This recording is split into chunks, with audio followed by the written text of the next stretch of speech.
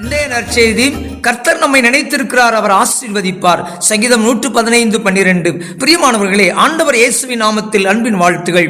நம்மை ஆசீர்வதிப்பதே ஆண்டவருக்கு பிரியம். அப்படியானால் நாம் எல்லாரும் பாக்கியவான்கள். உலகத்தில் உள்ளவர்களை விட உன்னதர் இயேசுவின் கரங்களில் நாம் விசேஷித்தவர்கள். ஆனால் சில வேளைகளில், ஆண்டவரே என்னை மறந்து விட்டீரோ, எனக்கு ஏன் இந்த பாடுகள், ஏன் இந்த நிராகரிப்பு, ஏன் இந்த வேதனை, ஏன் இந்த அவதூறு என்று வேதனைப்படுகிறோம், புலம்புகிறோம். ஆனால் வேதம் சொல்கிறது, கர்த்தர் நம்மை நினைத்திருக்கிறார், அவர் ஆசீர்வதிப்பார் என்று தெளிவாக சொல்கிறது.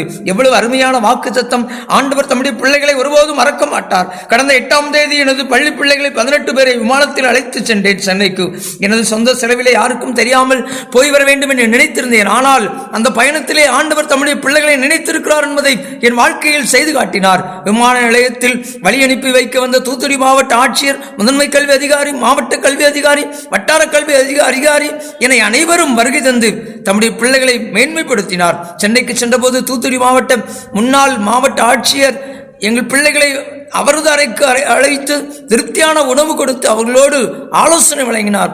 ஏனென்றால், இதை ஏன் சொல்கிறேன் என்றால், கர்த்தர் தெரியாத இடத்திலே கர்த்தர் தம்முடைய பிள்ளைகளை நினைத்து அவர் ஆசீர்வதிக்கிறார். எங்களுடைய பயணத்திலே ஆண்டவர் தம்முடைய பிள்ளைகளை மேன்மைப்படுத்தினார். இன்றைக்கும் உங்களை அவர் ஆசீர்வதிப்பார், மேன்மைப்படுத்துவார்.